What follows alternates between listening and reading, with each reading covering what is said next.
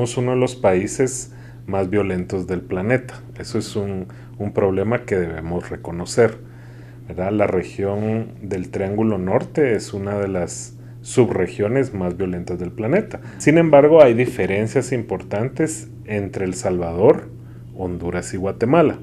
Por ejemplo, la tasa de homicidios de El Salvador a finalizar junio del 2016 es alrededor de 103 homicidios por cada 100.000 habitantes. Mientras que la tasa de Honduras para la misma fecha es alrededor de 58 homicidios por cada 100.000 habitantes. Y esos números, que son muy altos, contrastan con el de Guatemala, que al 31 de julio del 2016 muestra una tasa de 28 homicidios por cada 100.000 habitantes. Esto es un dato importante, porque Guatemala llegó a tener en agosto del 2009 una tasa de 48 homicidios por 100.000 habitantes. ¿Qué quiere decir eso? Que hemos bajado alrededor de 20 puntos de tasa. Esos 20 puntos de tasa significan un descenso, una disminución de más del 40% de la violencia homicida en un periodo de 7 años. Algunas personas a veces critican que la reducción de la violencia de un año a otro es baja, por ejemplo, de 200 personas en números absolutos.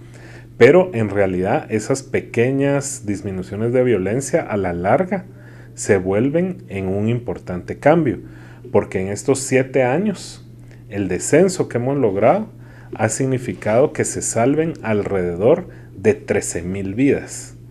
Ese es el dato más importante, porque si hubiéramos mantenido esa tasa alta de agosto del 2009 de 48 por 100,000 o 46 por 100,000 como se terminó en diciembre del 2009, entonces estaríamos lamentando 13,000 muertos más en estos 7 años. La tendencia al alza que había desde el 2000 al 2009 no solo se detuvo, sino que se revirtió. Y entonces empezamos a bajar la tasa de homicidios durante 7 años consecutivos ya, durante 3 administraciones de gobierno distintas. Y una de las hipótesis de por qué logramos eso es precisamente una mejor coordinación, un mejor trabajo entre el Ministerio Público, la Policía Nacional Civil, con el apoyo del INASIF y también de cambios importantes que hubo en el organismo judicial. Entonces, esas 4 entidades trabajando de una manera más estratégica, más eficiente, han logrado disminuir el nivel de impunidad en Guatemala. El titular del matutino hacía referencia a lo que ocurrió en el mes de julio, ¿sí? En el mes de julio del 2016. Y en julio hubo, según los datos de la misma PNC, un total de 389 homicidios. Entonces ellos lo estaban comparando con junio del mismo año, cuando en junio hubo 358 homicidios. Entonces ellos estaban señalando que había un aumento del 12% de un mes al otro, lo cual es cierto, pero lo importante es cuál es el punto de referencia. Por ejemplo, julio de este año 2016 es el julio más pacífico de los últimos 8 años que hay en récord, donde podemos comparar también con los datos del INASIF.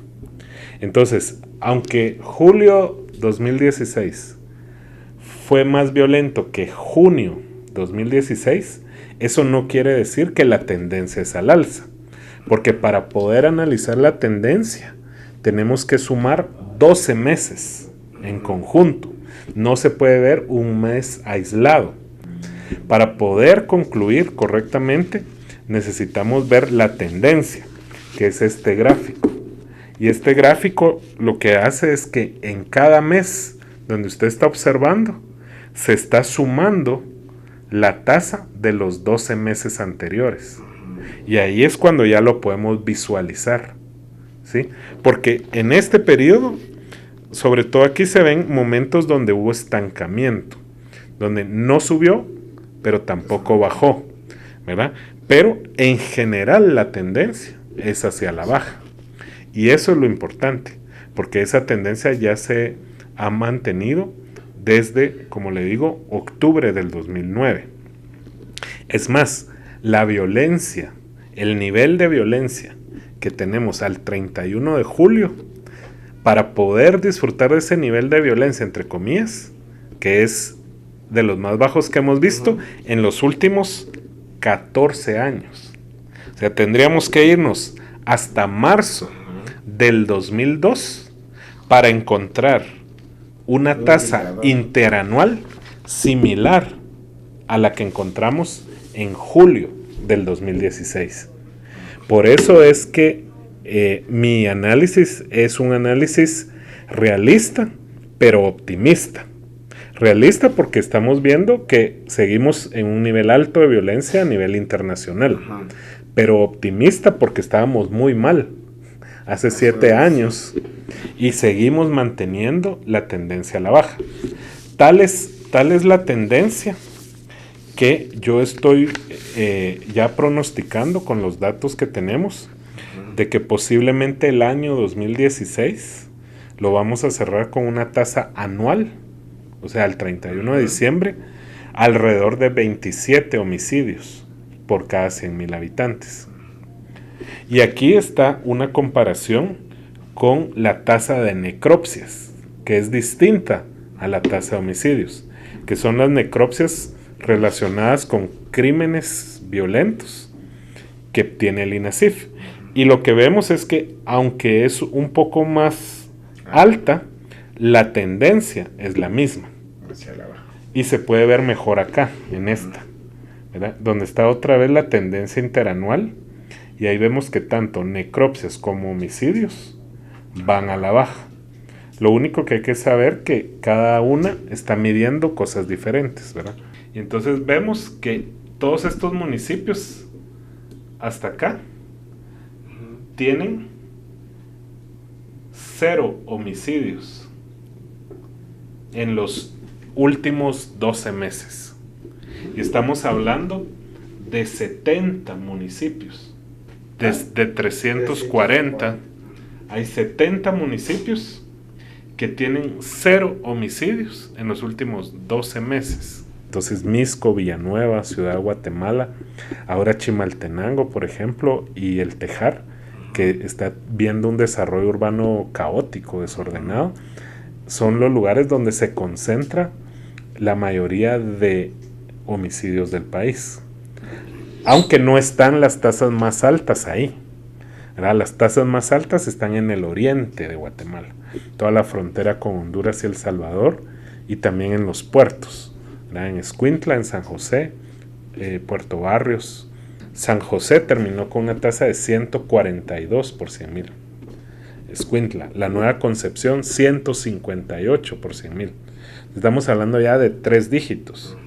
Esquipulas, Chiquimula, 108 por 100,000. El ministro de Gobernación ahora explica que ya que se dieron cuenta que hay municipios y departamentos enteros donde hay muy poca violencia, entonces han logrado pues redistribuir los recursos humanos, ¿verdad? Agentes de la policía que en lugar de estar en estos lugares aburriéndose porque no hay crímenes violentos, pues han sido trasladados a zonas donde sí se necesitan, ¿verdad? A zonas más complejas como el área metropolitana, que abarca varios municipios, o municipios del oriente, suroriente o nororiente. Entonces esa estrategia podría rendir frutos, y lo importante es estar midiendo constantemente los frutos de la política de seguridad ciudadana, no esperar un año para medirlos, sino que estos datos que se pueden llevar semanalmente, diariamente, mensualmente, nos permitirían hacer ajustes más rápidos para ver dónde está funcionando y no.